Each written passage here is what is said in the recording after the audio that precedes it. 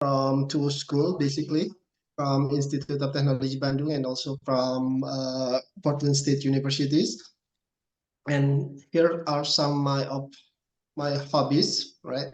Working for different companies. So I've been back and forth in industries and then education and startup founders and also research institution for the last probably 25 plus years. Okay, so been there, done there. So what I'm going to share with you is not something that I take out from the textbook, but it is something that I've been experiencing it myself.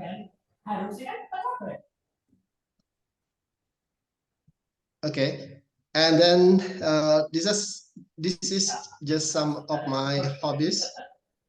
The committee, please, could you mute everyone else so it doesn't bother the others? But don't worry, that's just my hobbies. This is my real job. Okay, so the rule of the game is very simple. If your hobbies interfere with your job, which is this is my hobby and this is my job, you need to get a new hobbies. Okay, don't sacrifice your job. So that's what I'm living with. Okay, so luckily that the committee asked me to present my material here in Sunday afternoon here in Indonesian time, so it doesn't get interfere with my real job. Okay, so that's the reason why I'm willing to do this discussion with you. Okay.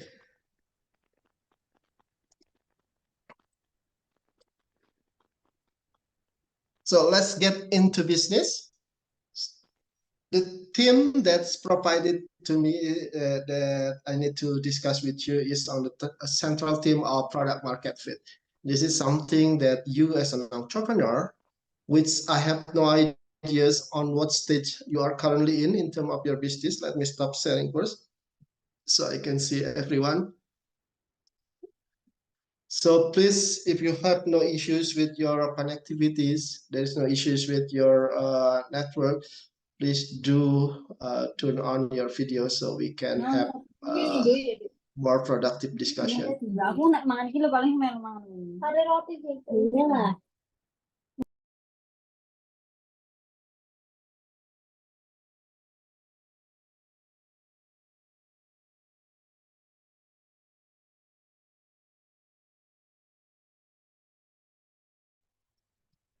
Come on, guys, why am I being unmuted? So please do turn on your videos if you have no issues with your connectivity so we can have more fruitful discussion. So I don't have to feel like I'm talking to an empty screen. I'll wait for probably a couple minutes.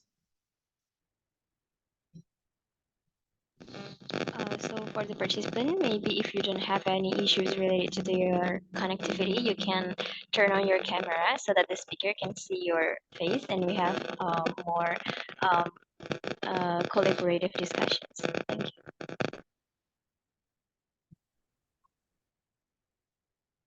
Okay, we have more people turning on their cameras. Please, everyone else do the same.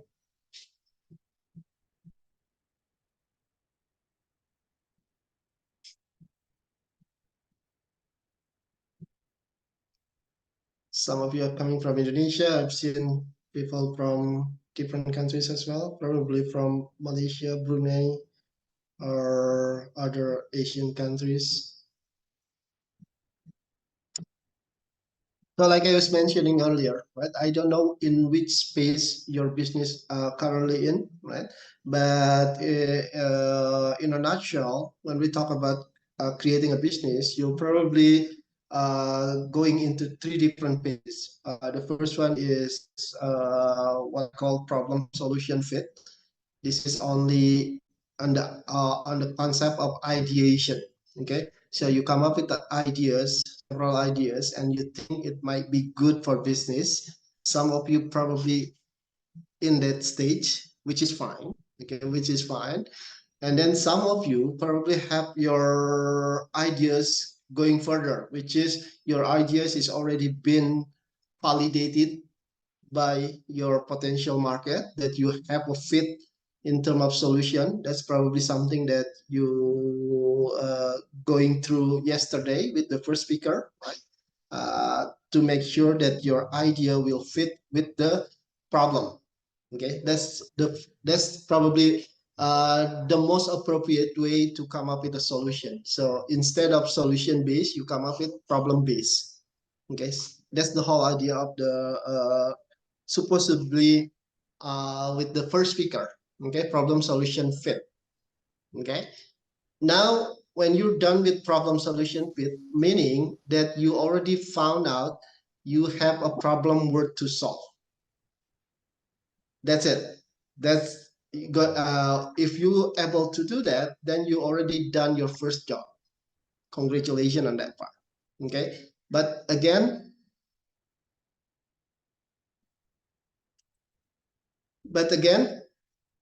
in order for you to claim that you already passed that part of your job, okay, you need to talk with what I call your early adopters, those who's going to use your product.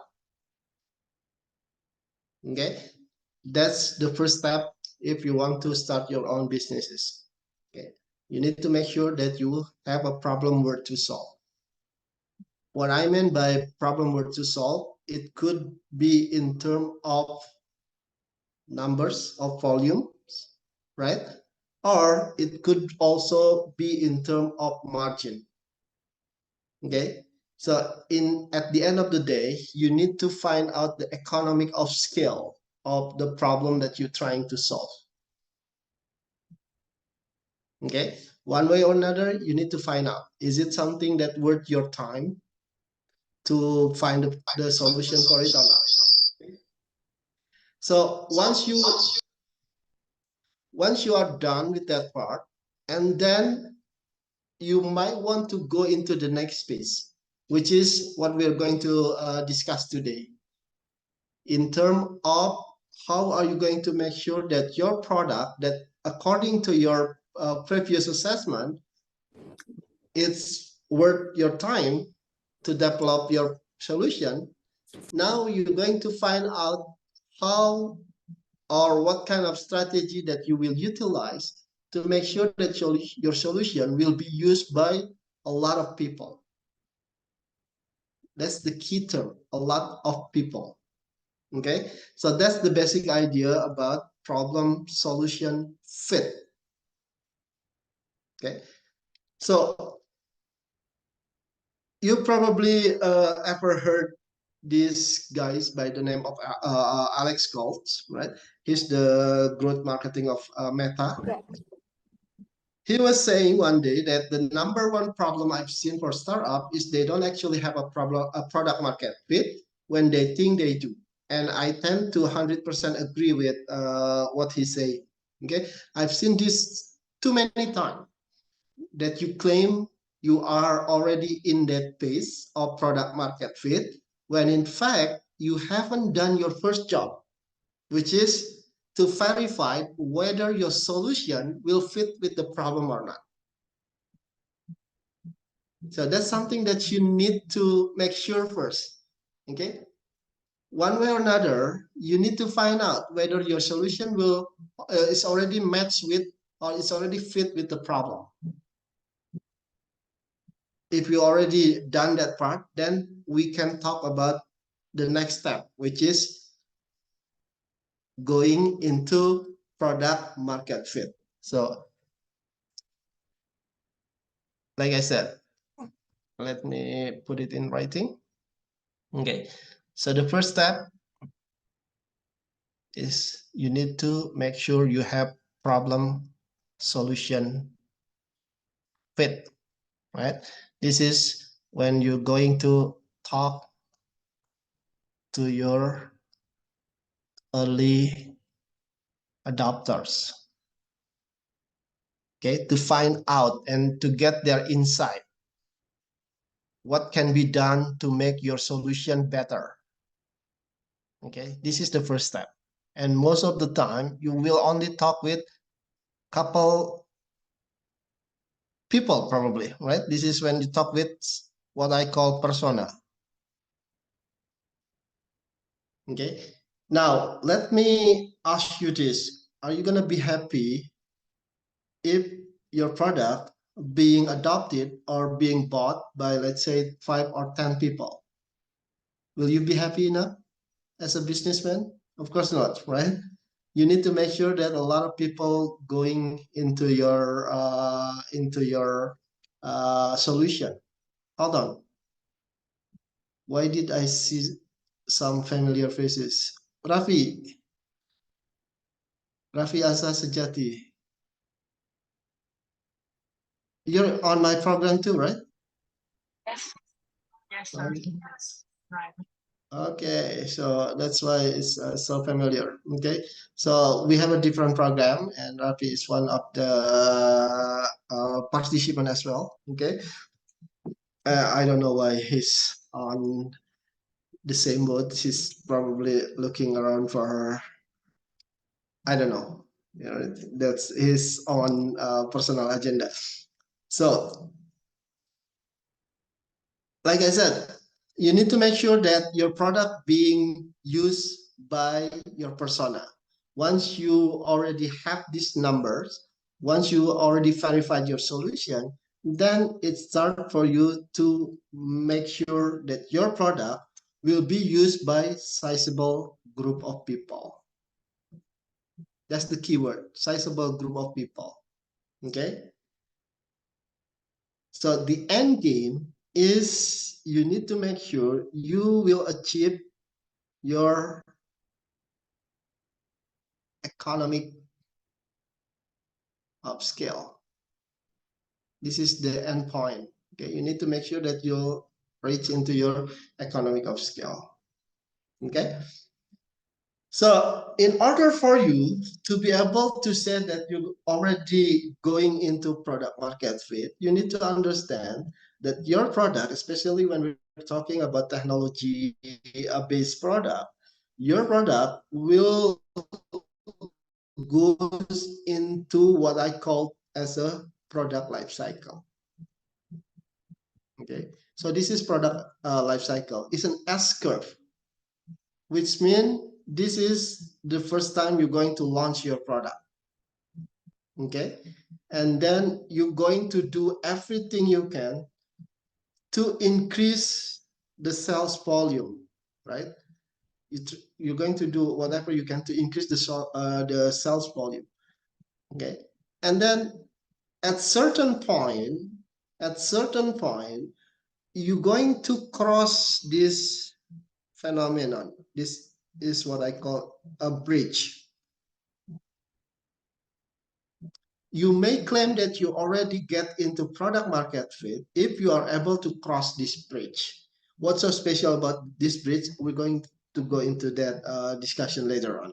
Okay, but once your product is growing in terms of sales, okay, and then it's growing over time, at certain point, your product, whether you like it or not, is going to hit its maturity level, which means your product is already being used by most of your target market. Okay, so what will happen once your product being adopted by most of your target market? Obviously, it's going to decline, right? It's going to decline. Now, the question is, if you want to create another product, right? Creating another product, meaning you're going to create another S curve.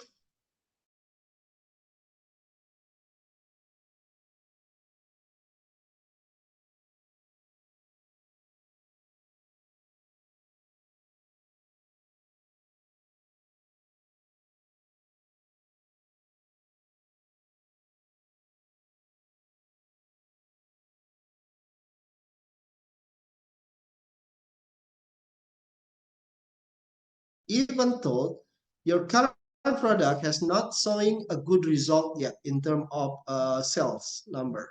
Okay, so you're going to create another S-curve here. Okay, so in which point do you think it will be best for you to create another product? Is it when your current product already hit its maturity level, or is it when it's still growing, or you can even consider to make your new S-curve, creating new product when your current product has not showing a good result yet? In which point do you think it will be ideal for you?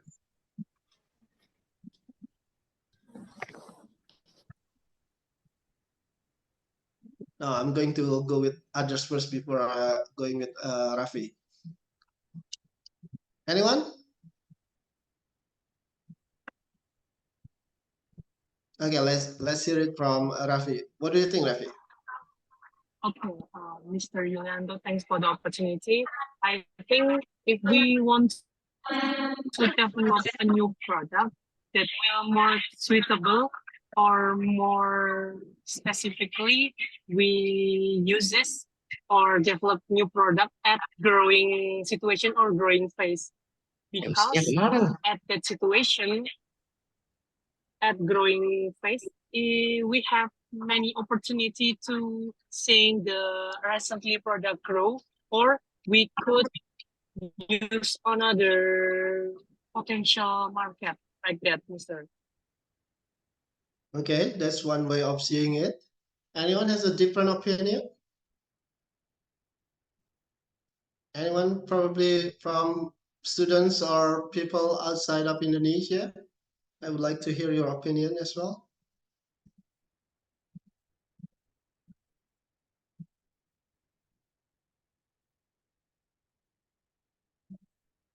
Or all of you agree with Rafi? So the decision whether you're going to create a new S-curve in, let's call it point A or point B or point C, it should be a strategic decision. Meaning, right, they have their own pro and cons. Okay, so if you want to create a new S-curve, creating a new product, when your current product already hit its maturity level, you're going to deal with limited time, because creating a new product, it takes time, right? It takes time to create a new product. Okay, so if you're creating your new product way too long, what will happen? Your current product performance is already declined. So it's going to be too late for you to start creating product when your current product already hit its maturity level. Okay. Compared to point B, what will happen if you create a new product when your product is currently on the point B? Okay.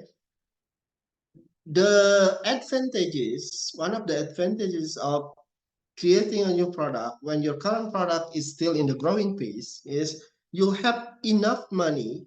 Okay, you have enough money from the current product that's being sold in the market, and then you're going to use that money to fund your next product. Okay, so that's one way of seeing it. Okay, now is it wise if you want to create a new S-curve while your current product has not showing any result yet? Depend. Hold on. Depend on what? Depend on how deep your pocket is. I mean, if you have enough resources, right? If you have enough funding, if you have enough money to create as many products as in the early, then I strongly suggest go for it. Okay, meaning on the A, you're trying to be a pioneer. Here, you're trying to be a follower. The decision to be a follower or to be a pioneer is should not based on how cool being a pioneer is compared to less cool of being follower. It should be a strategic decision. Okay, it should be a strategic decision, not based on being cool, being a pioneer compared to being a follower. Okay, so that's the whole idea. Okay, so in order for your product, your solution to fit with the market, then you need what I call attraction. Okay, what is attraction? Attraction is a measure of product engagement with your market. This is something that your investor will look into. Okay, so as the number, so as your traction. Okay, now what kind of metrics that we can use to show those numbers to your potential investors?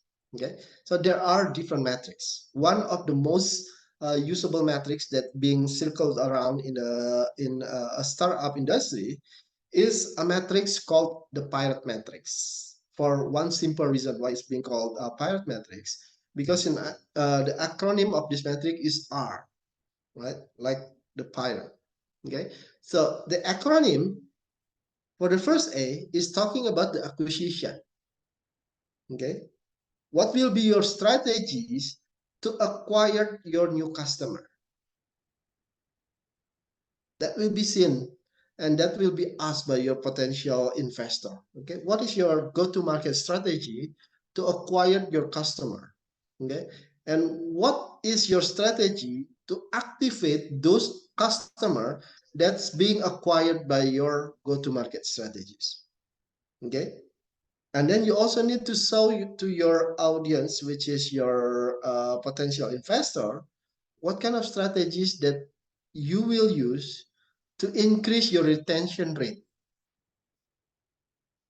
That will also be part of the assessment, okay, when you talk to an investor later on. Okay, the next one. So the next one is talking about the revenues. Okay, from those money that you spend to acquire your customer, how many of them are actually convert into revenue? This is where you talk about when we talk about your conversion rate,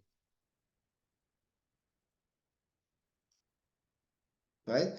If you are able to acquire, let's say, 100 potential customer, out of this 100 potential customer, the one that actually buy your product is only 2 customers, meaning your conversion rate is 2%, 2 out of 100. Okay, that will be also a number that's going to look by your investors. Okay, last part is the R for referral. This is when your customer, your user, refer someone else to use your product.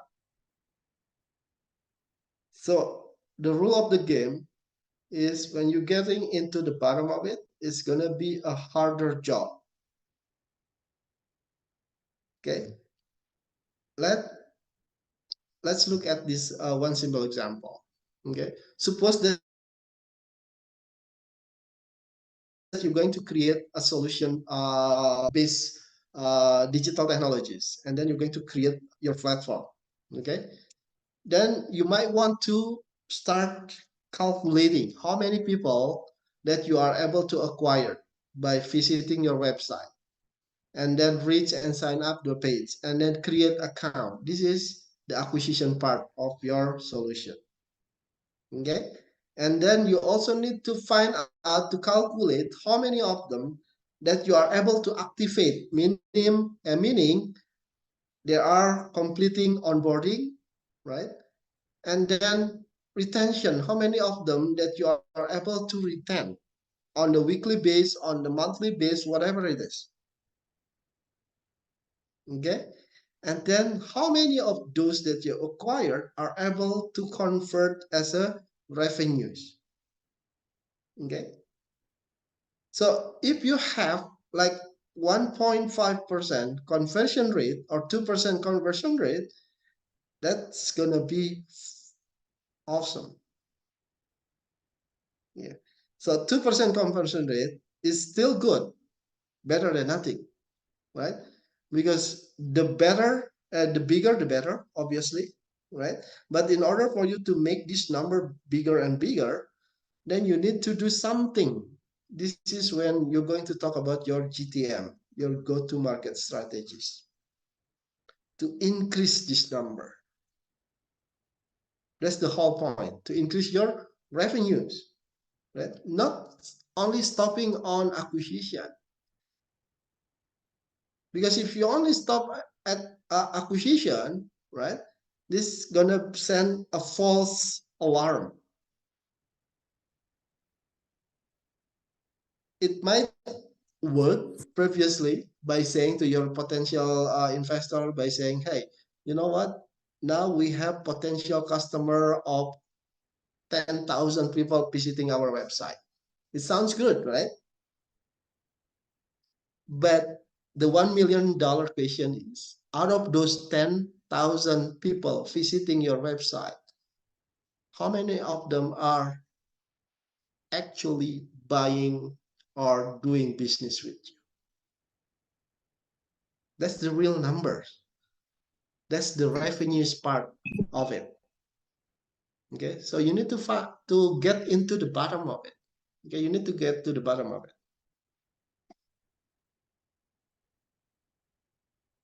And then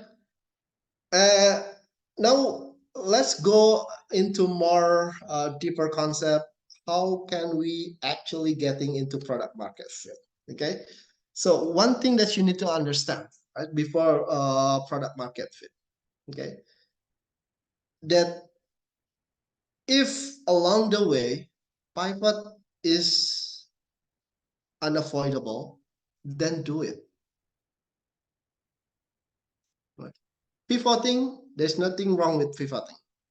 Okay, you can do it. But here's the thing.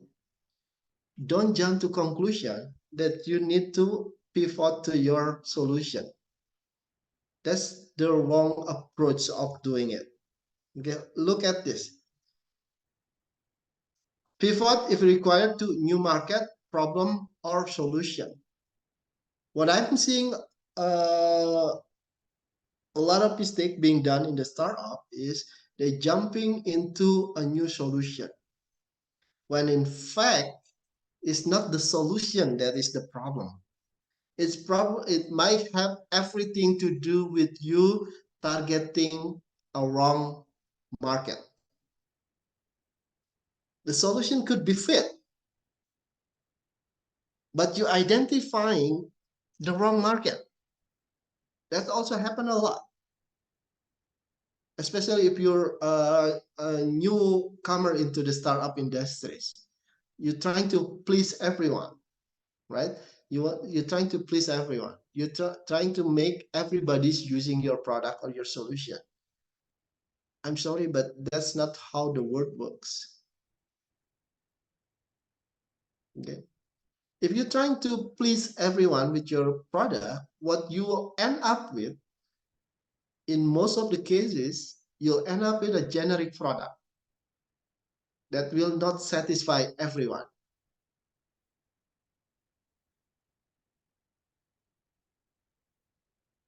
I'll give you one simple example. Okay, currently people, most of people talking about electric bike. Okay, and then you come up with an ideas. Okay, we're going to sell electric bike to everyone for one simple reason, because it can save a lot of energies. It can help your environment. Okay, so you come up with that solution with that mindset in your head, in your mind. And then you do your calculation. Hey, you know what? If we can convert, let's say 2% of people using motorcycle, and then convert them into using electric bike, then you'll see a lot of numbers within your forecast. Okay, so you'll be happy with the numbers. Okay, so you're doing your campaign. Okay, buy our product because it can save the environment. And then 1 year later, you find out that only 2 or 3 items being sold within 1 year. What usually happens within that scheme is your product being considered as a generic product for those who have ability to buy your product because they have the money, You're not doing good enough for them. For those of you on the lower side of the market, right, they probably consider your product way too expensive for them. Okay, so you need to focus early in the beginning which target market that you're going to pursue. If you're going to pursue your solution for a middle up market, then focus on a middle up market. That's including your marketing campaign, your pricing strategies. If you're going to focusing on the lower middle or low market, then your campaign, your pricing strategy should fit with that market. Okay.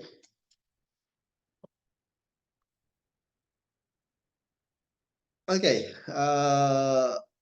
Let's go into the next one. So, like I said, the simplest way to go into a product market fit is you need to make things that people want. By people, mean people on your target market, your segment, right?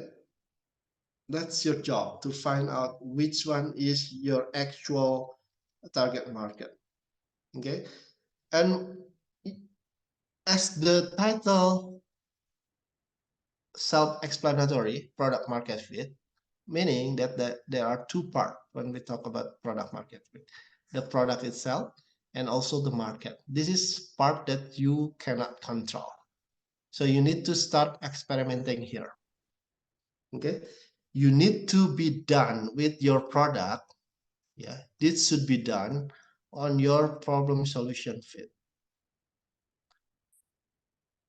By done, I mean there is no more issues with your, there is no more issues with your product performance.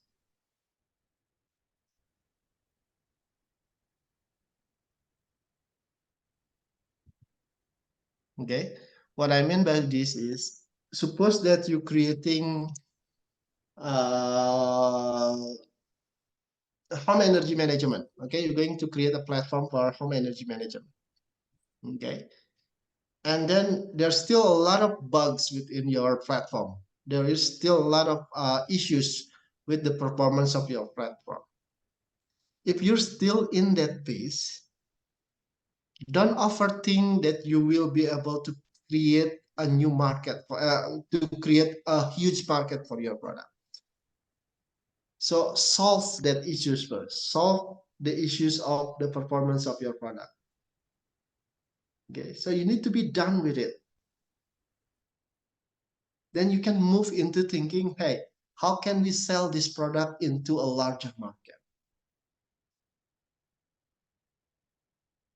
Okay, that's very important.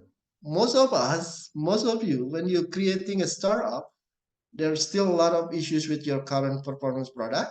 And then you already talking about, hey, how can we push this product into a larger market? That's not how it works.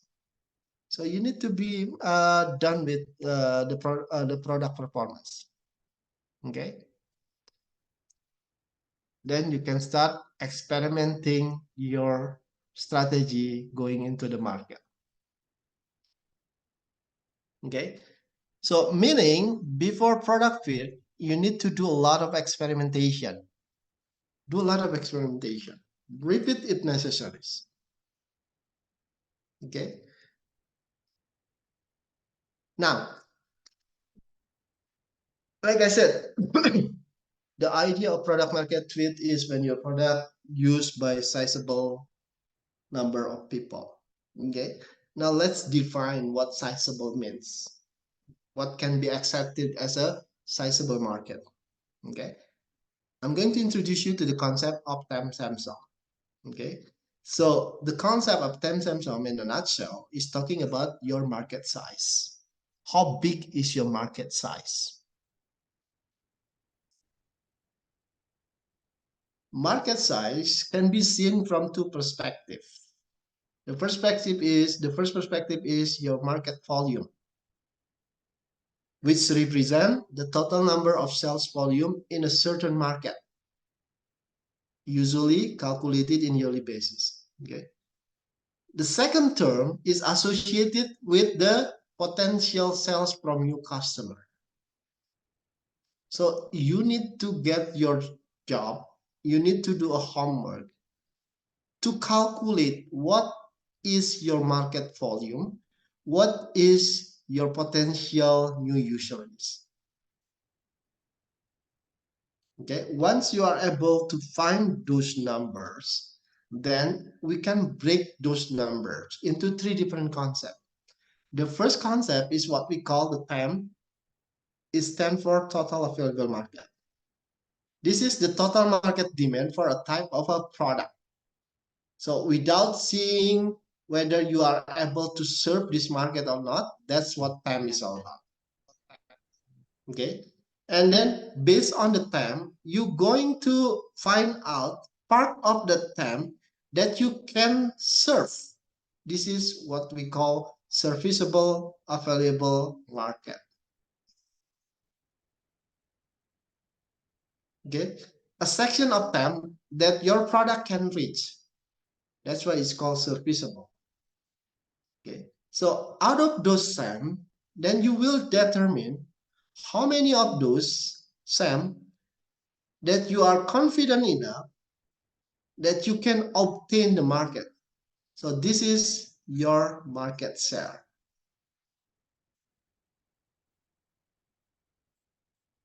Right? This is your total market. This is your market size. This is the actual market size. This is not your actual market size because one way or another, you have no abilities to reach this market. For example, given your resources, you're not able to sell your product for to cover all Indonesian territories. Okay, so you're going to focus on Java Island, for example. Okay, so Java Island serve as your market size, not this one, because you have no ability to access this total available market. Okay, I'll give you two examples how we can calculate it. You're probably familiar with Airbnb, right?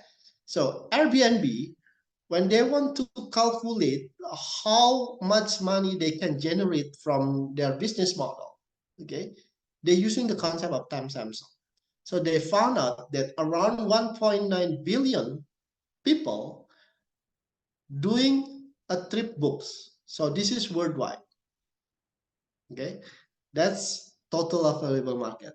That's almost 2 billion people doing trips in annual basis. Okay, out of those 1.29 billion people, okay, 500 of them, 532 million to be exact, right? They're using budget and online trips. So this is their market size given their business model. That Airbnb business model is targeting budget and online trip. Okay, so this is their market size, not this one, because this is the total market. This is their market size. Okay, so out of this 532 million doing budget and online trip, they're thinking to get 20% out of this to be their potential market share. So this is their potential market share. That 10.6 million people will be their market target, market share. Okay. So based on their business model, okay, based on their business model, when they take 10% commission on each transaction, right? So they come up with this number. Out of those 10.6 million, right? They get the number of an average fee of $70 per night for 3 nights. Okay, since they take 10% commission, okay, this is their potential revenues that they come up with. once you are able to find the potential sales of your product or solution in a yearly base, then you can start deciding for yourself, is it going to worth my time? Is it big enough for me to pursue this dream or not? Okay, I'll give you another example. Suppose that I'm going to sell a SaaS, okay, software as a system, okay.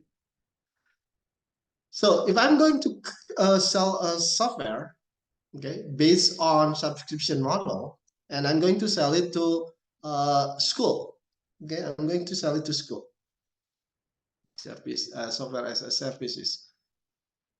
First thing first, that I need to define the criteria of your customer.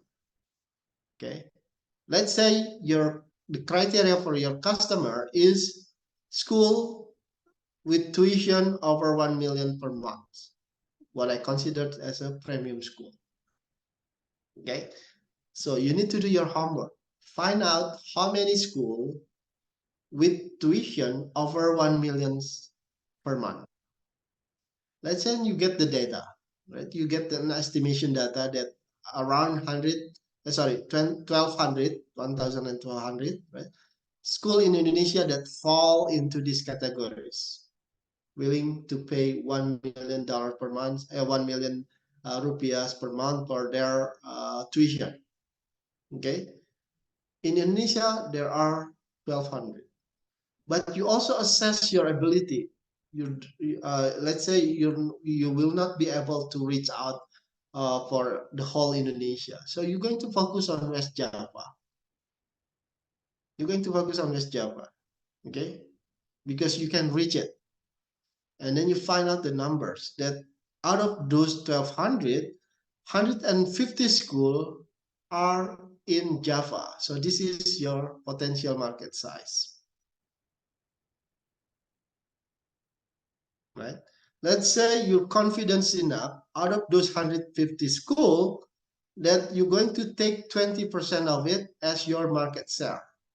So 20% out of 1,500, 115, 50 is 30 schools. So now you can calculate how much is your potential revenues.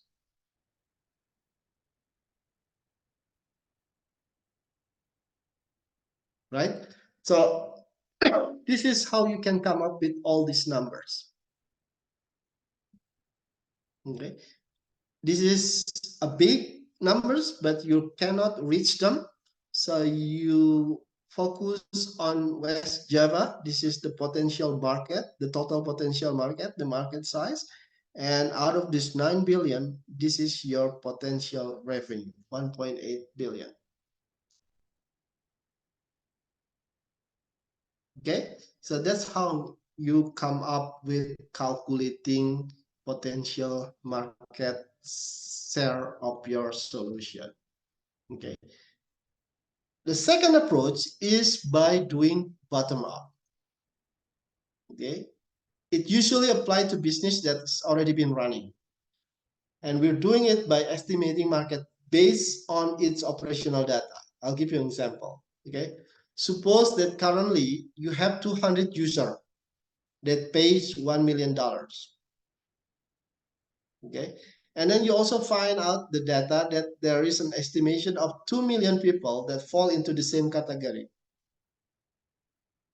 And your confidence level, when it comes to conversion rate, out of those 2 million, you're saying that we will be able to convert 10% out of it to be our user. So 10% out of 2 millions multiplied by your solution price, then this is the potential revenue of your solution. And we haven't talked about how to get to this number yet. This is just to give you an idea at the beginning. Is it worth my time? Is it worth my effort or not to go into this solution? Okay, it's one thing to do business according to your passion, right? but it's a different thing as a businessman for you to be able to calculate how much money are we talking about. Okay, you need to find out on that part also. And then in order for you to get to this number, first thing first, we need to understand that there are a market trap. I'll get into the detail what is market trap is all about. Okay, as new kid on the block, you start here, right? And then you're going to assume that your customer growth will be linear as this, right? That's going to be awesome, right? If we can get this graph.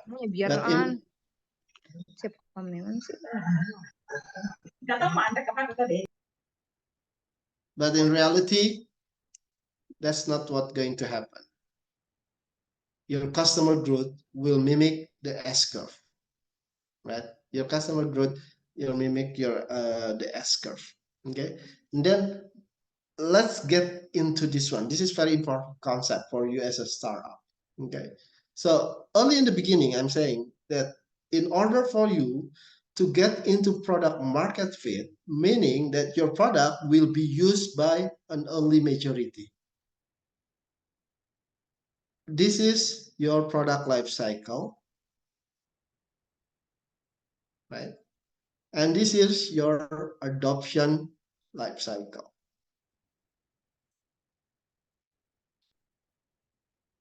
So this is innovators.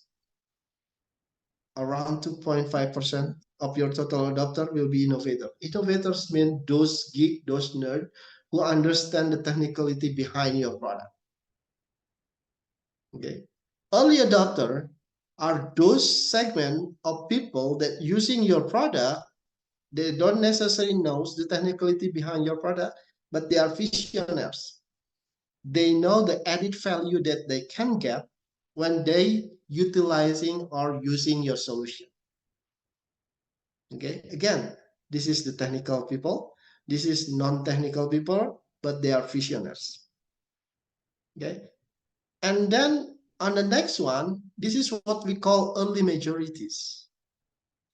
Early majorities are those segments who's using your product not because how good or how sophisticated your product is. The only reason, the most obvious reason why this segment using your product, because they are being referenced by this segment, two segments.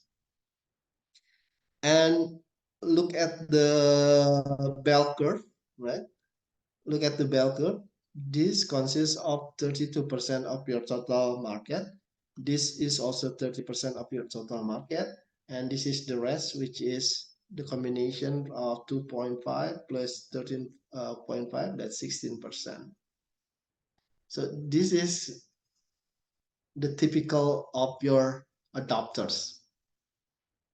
As a businessman, you want your product to be used by this segment and also this segment, obviously, right? Because in total, they represent 68% of the total market. This is what we call as a mass market, right? You want your product to be used by these two segments.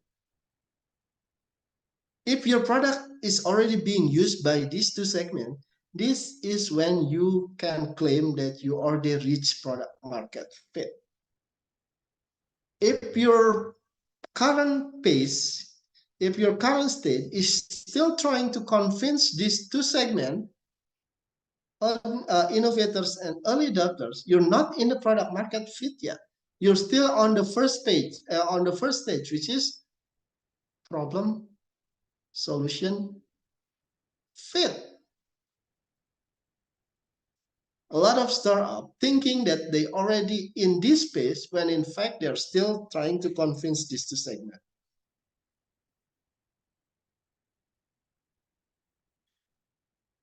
Okay, so you need to understand this concept.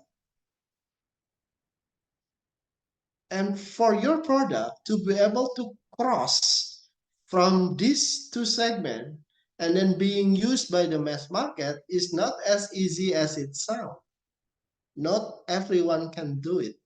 In fact, 70% of startup, okay, I'm just going to give you hard realities, right? 70% of startup, they are being successful in problem solution fit. They are very successful. They can convince innovators and early adopters that they have the best product, the best solution in terms of technicalities, right? But once they need to change their game from problem solution to product market fit, then the number is very scary. Only 10 to 30% of startup able to cross this bridge or this chasm. Because it's different jungle. Here is different jungle compared to this. I'm not trying to simplify things, right? But your job is way easier in here compared to here. Why? In this stage, what you need to do to convince them is by showing them how cool, how sophisticated, how great your product is in terms of performance, in terms of technicality, right? That's your job, to convince them that you have the best solution. But in here, the name of the game is no longer how good your product is. The name of the game will be switched into what is your go-to-market strategies? What is your supply chain strategies? What is your operational excellence strategies to make sure your product will be able to compete in terms of price? That's the reason why the success rate is not as big anymore. Right? It's only 10%, 10 to 30% will be success going into product market fit. Okay? And the reason for it, because like I said, these two segment has a different characters, very different characters. Innovators, like I said, I'm trying to simplify things, right? This is the geek and the nerd, those who understand the technology behind your solution. They're willing to take risks. Most of the time, younger, they can afford to fail. In a simple term, these folks are crazy. They just love using your product because your product is so cool. Your product is really that sophisticated in their own opinion. Okay, early adopters, they risk taker, but they are careful risk taker, and most of the time they are the opinion leaders. Okay, early majority has a completely different characters. They will only use your product because they listen to the opinion of the early adopters. I'll give you example. If you want to buy a new gadget, right? If you want to buy a new gadget, okay, which one is which path do you usually take? Are you going to look the technicality behind the gadget? What's the memories? What's the RAM? What's the software behind it? Right? Which means not a lot of us knowing the technicality behind it. Right? Most of the time, the simplest way that you're going through when you want to buy your new gadget, either a smartphone or a laptop, right? You're going into YouTube. And then you're going to find those that can review those products that, according to you, their opinions matter. Right? Will you be listening to a YouTube video reviewing product X when the view of those video is only like say less than 100 viewers? Will you be listening to their opinion? No, right? You are definitely going to listen when you see that the videos is already being viewed for over 1 million, over 2 million, over 3 millions, right? That's what I meant by opinion leaders. Here in Indonesia, you're probably familiar with Gadget In, right? When you want to buy your product, you're going to rely the source of information from David, which is the founder of Gadget In. Why? Because he has a viewer for over what now, like 8 millions or 10 millions, right? So you're going to rely your information from David. Why? Because he's an opinion leader. Hence, the concept applied that we as an early majority will listen to the opinion of the opinion leader. That's what early adopter means. Okay, so please do understand that concept. Why is it relevant? Like I said, it will determine your go-to-market strategies. This is your go-to-market strategies. With innovators, like I said, right? With these two segments, go with technicality. Go with how cool your product is. How are you going to do that? First, over MVP and get feedback from them as soon as possible. Why? Because they soon lose interest and move to something else. That's how you work with innovators. Suppose that you're going to develop the next best online games software for you. Okay, obviously, you need to find out whether your product, your software games, still has bugs or not in it. Who are you going to talk to make sure that there is no more bug within your software? To a happy gamer, to a developer itself, right? You're going to talk with them. You're going to talk with them to get their opinion, and you need to do it fast. Okay, and then with early adopters, still by optimizing your learning curve by using MPV again. Once you are done with this two segment, they confirm that there's no more issues with the performance of your product, then you can start thinking about how we're going to go into early majorities. Okay, name of the game is changing here. You need to do marketing campaign, right? You need to make sure your distribution channel. You need to make sure your operational excellence, so you can come up with the best price for your target market.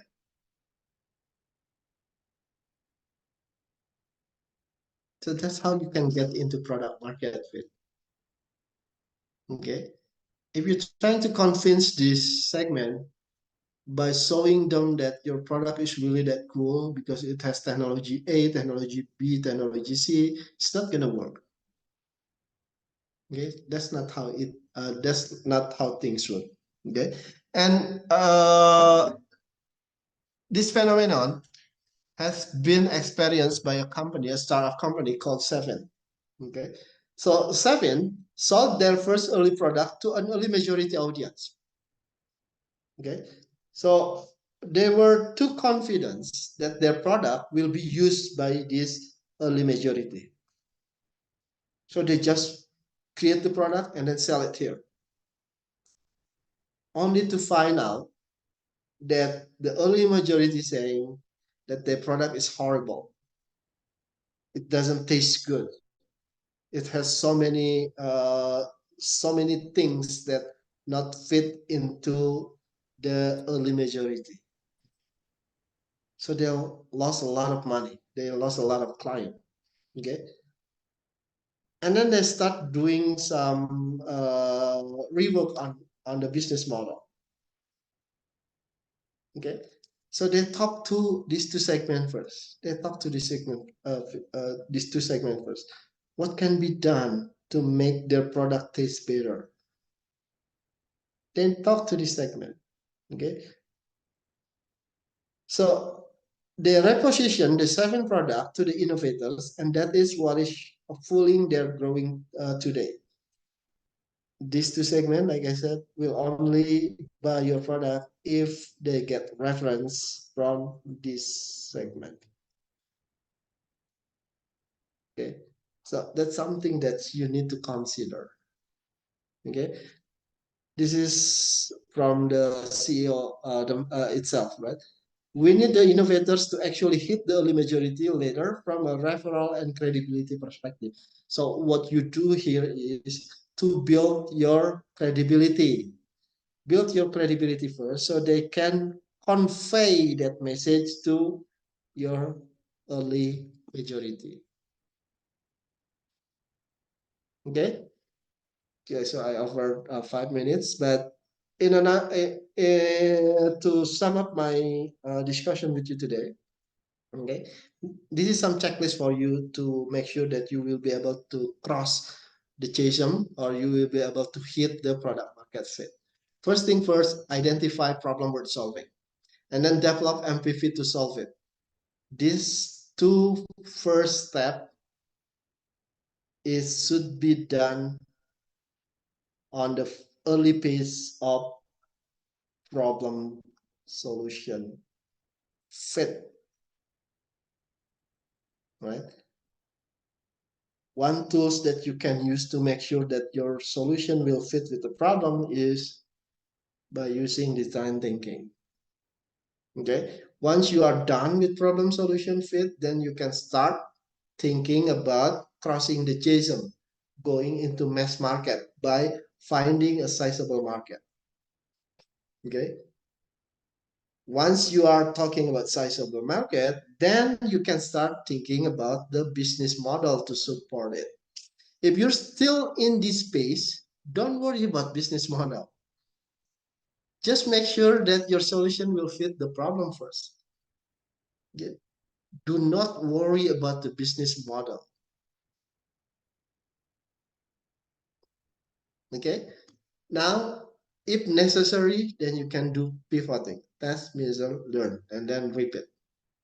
Okay, so that's something that I would like to share with you today in terms of how your product can achieve into a product market fit. It's not an easy job, right? Like I said, a lot of people failed on that part, and the main reason why people part on that part because they're still in the first stage, which is problem solution fit, and then they overthink it that they have a good product to serve with the mainstream market.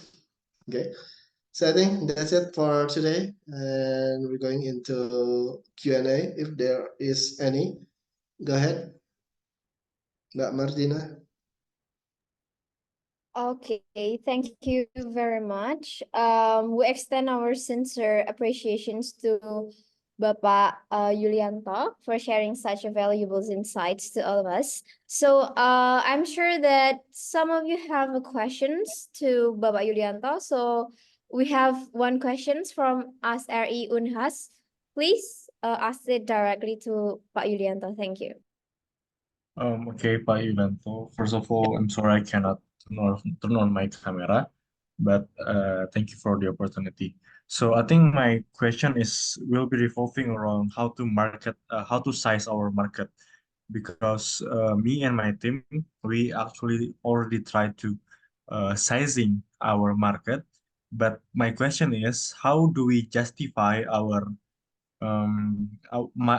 convention rate? Because let's say I said that my convention rate are 80%. Well, it is too high, right? It is not very doable. But also at the same time, what if I say that my convention rate are only 1%? Maybe it is too low. So how can I justify, how can I make a justifiable percentage to make my market sizing. I think that's all for me. Okay. Thank you. Thank you, Saigung. So it's just the number of the game. The game called n number. That's what important. Okay. Let's say you only have a conversion rate 1%, but 1% out of how many total? Right. So the conversion rate will be depend on the industry itself. So if you have, let's say, 2% of conversion rate and you are in the e-commerce industries, then that's huge mass, right? If you're in the e-commerce and then conversion rate is 2%, you need to celebrate. Because the total numbers, 2%, probably equal to 100,000 of people. Those 100,000 of people worth how many rupiahs? So you need to find out the n number of it. Like I said, the name of the game is economic of scale. Is it worth your time or not? In order for you to get into the economic of scale, right? There are two ways to do so. First, through volume. Let's say your conversion rate is only 2%. Okay, 2%, let's say you're in the e-commerce business, 2% in the e-commerce business end up with, let's say, only 10,000 people buying our product monthly. Okay, 10,000 with the margin, let's say we only get 2,000 per transaction. So 2,000 times 200,000. You can imagine the numbers. Okay, so economic of scale can be reached out through either volume or through margin. Let's say your conversion rate is only 1% and it's on in the total number is only 10 people. Only 10 people will be using our product. Is it worth our time or not? Depend how big the margin is. Suppose that you only have 10 people using your product monthly, but the margin, let's say 2 millions out of those 1%. So 2 millions times 10 millions, times 10 people, that's 20 millions. So you need to rethink it again. Is it worth my time getting 20 millions a monthly? Okay, so it depends on the end game, whether you will reach the economic of scale through volume or through margin. Once you get the numbers, then you can talk to your peers, talk to your co-founder saying, hey, our forecast saying that by our current conversion rate, which is 1% or 2%, it equal to potential sales revenue of 40 millions monthly. 40 millions multiplied by 12, that's around what? So you'll be able to decide, should we go along with this or should we find a different job or should we find a different product or what? Okay, so find the end game first. What exactly you're trying to do? Okay, hopefully that answered. Okay, is it already answered your questions?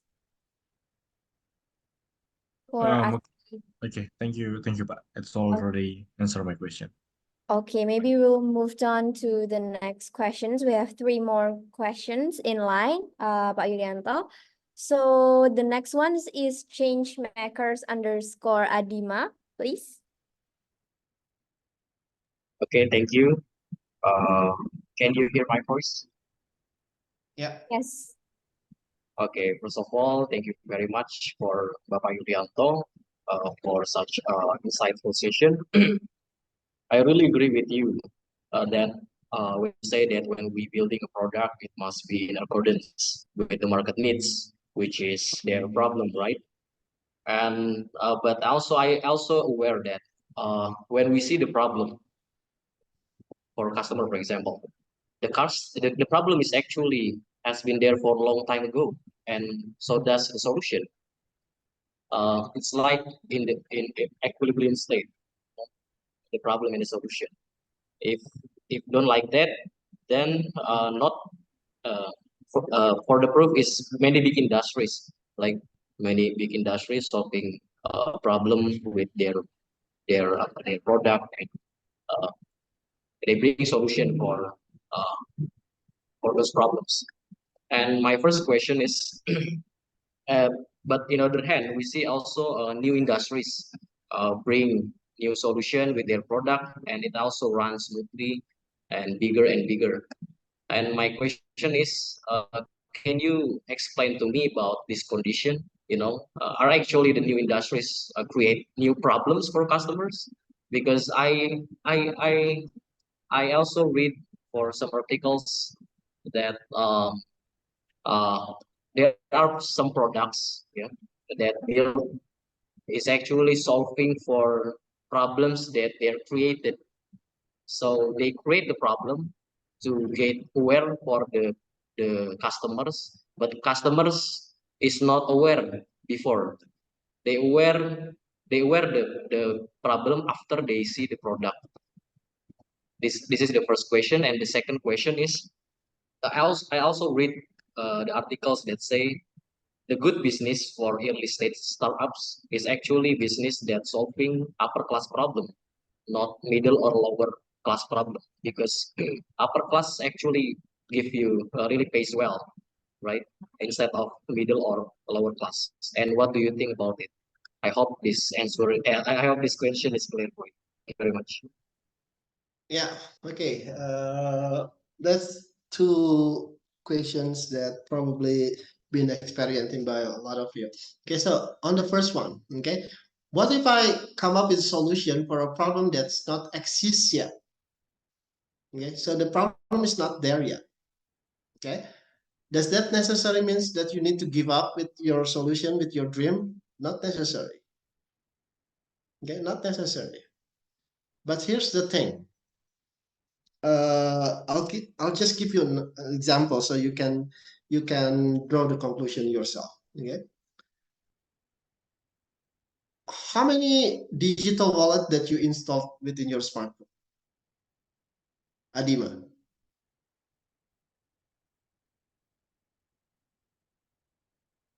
Changemaker, Adima. 6 maybe. Or 6. Okay, so now recall your memories. When you downloaded all those digital wallets 6. into your smartphone, what was the reason? For efficiency purpose, I think it is really make my time is more efficient when do their service. You're just trying to smooth your sentences, but I'll give you your honest answer probably, right?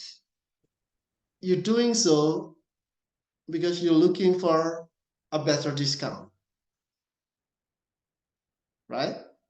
That's the only point that you downloaded so many digital wallet into your smartphone. When you haven't done downloading it, is your life miserable? Is it make your life harder without having digital wallet? Before the era of digital wallet, we can still function, right? We can still function as a normal being, right? And then all those digital wallet apps developers saying that, hey, you need to use digital wallet because your life will be miserable. So if you look into like 5 or 7, 6 years ago, okay, we don't need those products. We don't need digital wallets. We're being forced to use it because those developers saying that this will happen sooner than later. So you need to start using it.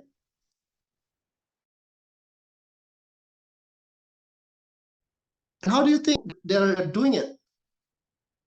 By burning a lot of monies, right? By burning a lot of monies that, hey, you're going to need our solution, even though you think you don't have the problem, but you will have the problem If you don't use our solution, you'll have a problem. And to convince us that we will have the problem if we're not using their solution is through providing a lot of discount, meaning they burn a lot of money. So if you want to solve a problem that's not exist yet, you need to educate your market. You need to show them. And the most effective way to educate your market is by burning your money. It takes money to create money. Money doesn't fall out of the blues, right? It takes money to create money. So that's the first question. The second question. Now I forgot what is your second question. Can you? Yes, sure. My second question is, do you agree that the good business or the good business idea for early stage is actually Okay. solving upper or middle class instead of Okay. lower class? So I'll answer your question through one of my acronym, right? Please make a differentiation between needs, want, and ability to pay. In Indonesia, we call it 3K. Keinginan, kemampuan, kemauan, and kemampuan. So need, wants, and ability to pay. Okay. So we all need transportation, right? We all need reliable public transportation, right? Does that necessarily means that our wants will be identical?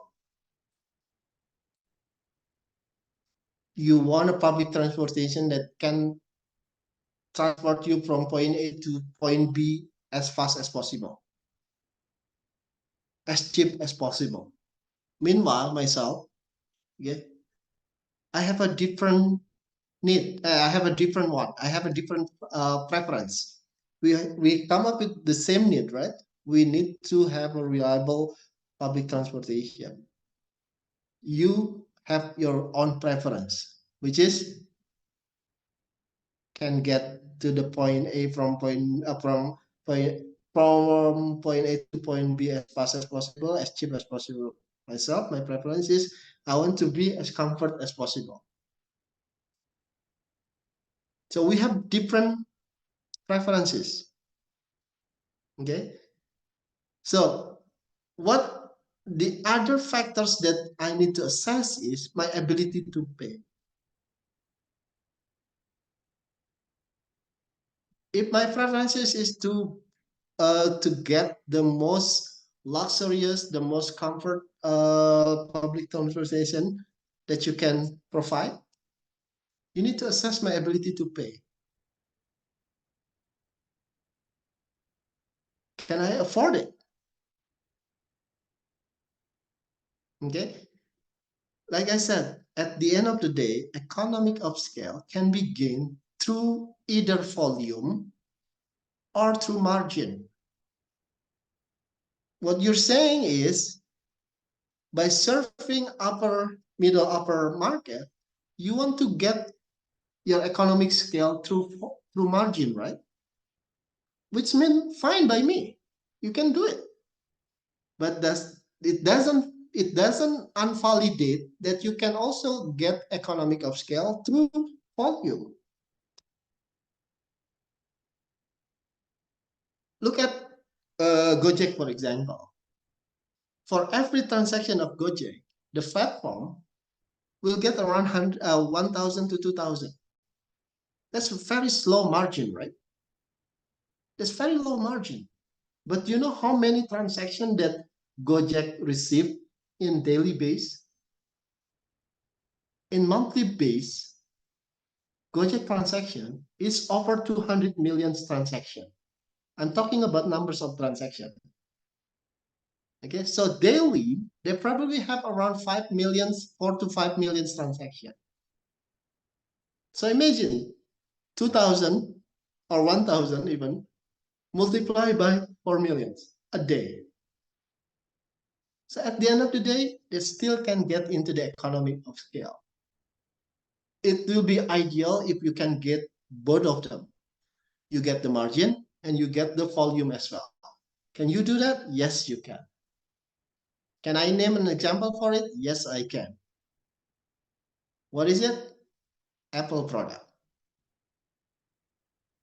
If you're using iPhone, right? If you are currently using iPhone,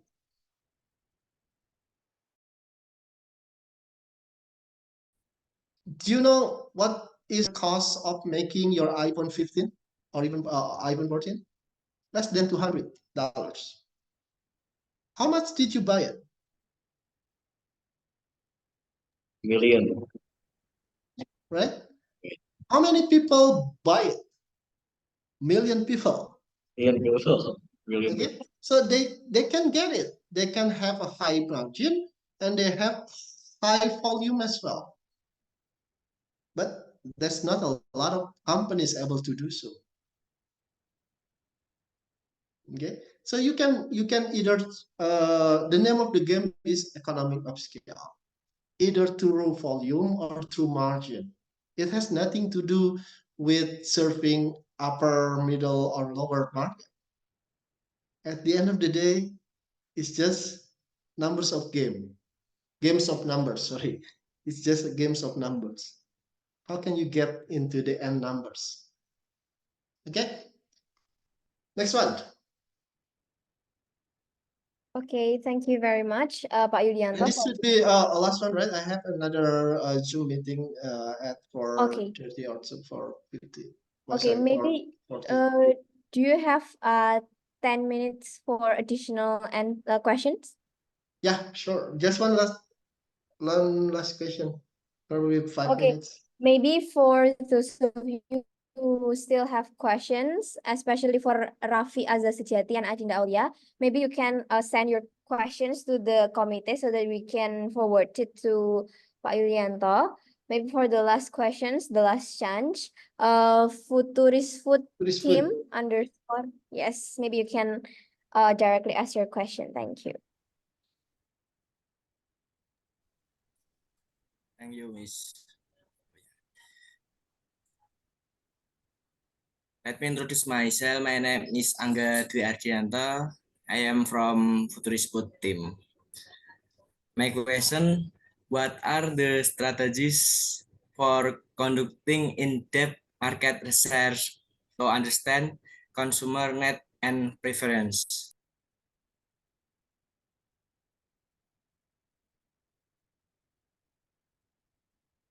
I'm not sure I'm following the questions.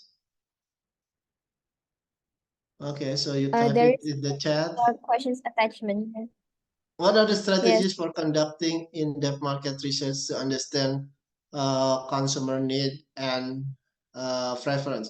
So you can do it through two schemes, whether you do it yourself, okay, or you can use third parties to do it for you. Okay, there are a lot of companies specializing in conducting market research. Okay, if you don't have the budget to do that, then do it yourself. Okay, do it yourself. And here's the thing. When you want to know, especially you're in the you're in the food industries, right? You're in the food industries. So one thing about food industry is that the trend is shifting rapidly. So if you develop a product in the food industries, you better do it really fast. You better do it really fast. And in the food industry, you don't have to worry about problem solution fit. You don't have to worry about problem solution fit. You just need to focus on product market fit. You need to focus on your go-to-market strategies. How can you make sure your product is easily found in the market? how can you make sure that people getting exposed to your product? Okay, don't spend too much time, don't spend too much money on doing in-depth market research when you're in the food industries. Okay, just ride the wave, ride the wave. Well, just just follow the wave, ride the wave. Okay, if people now talking about chillok, then make a chillok product, hit and run, make the best chillok product, use the best strategies to go into the market, and then once the industry shifting, the trend is shifting, then follow others. I'm not saying that following others is a bad step, right?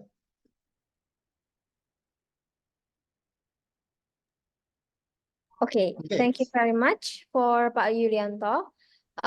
Maybe before we closed our sessions, I would like to invite Pak Yulianto to document our sessions today. So for all of the participants, I would like to invite you guys to turn your cameras on so that we can take a picture together with our honorable speakers. Maybe I will count to 5 to wait for you guys to turn your cameras on. 1, 2, 3, 4, 5. Okay. I will count 2, 3 to capture the documentation. So please give us your best pose. Okay. Okay.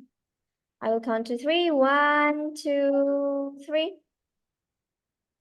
Okay. For the next slide. Okay. 1, 2, 3. And then the last one. 1, 2, 3. Okay, for the participants, do not forget to fill the attendance link. And then for those of you who have questions for Pak Yulianto, please send it to our committee so that the questions can be forwarded to Pak Yulianto so that you can find maybe some insights from him. Maybe you can send it through emails, or do you have other preferences, Pak Yulianto, for the participants to ask questions to you? Just collect it through the committee, then the committee will forward it to me. Through your emails, right? Yeah. Okay. So don't worry, you still have a chance to ask a questions to Pak Yulianto. So please send your questions to the committee so that we can forward it to Pak Yulianto. So Pak Yulianto, thank you very much for your Thank you guys. Good luck with session. your Okay. journey being a great Have a good day entrepreneurs. and please continue your activities. Okay. Okay, thank you. I'll see you. Thank you very much.